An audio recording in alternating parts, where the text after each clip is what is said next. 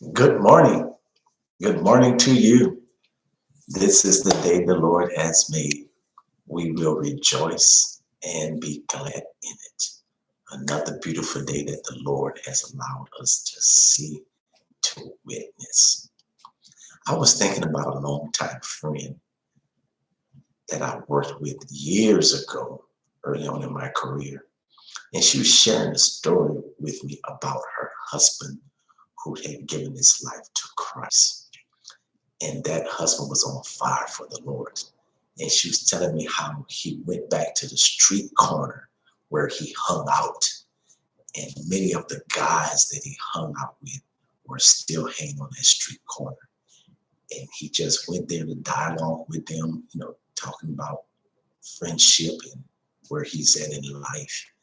And some of those guys could not get past what they did in the previous lifestyle that they lived. And they didn't see that he had been a changed man. He was trying to witness to them, but they just did not see it. He talked about living in the flesh and that he was no longer living that way. And he was married, had a family, a career, and just serving the Lord. And many a times when we're living in the flesh, we know that we're dying and we're losing that relationship with God. But it's when we live with that spirit, when we live in the spirit of God, we can put those fleshly deeds away. It only comes by the spirit. Today's Bible verse comes from Romans chapter 8 and verse 13. It says, "For if you live according to the flesh, you will die.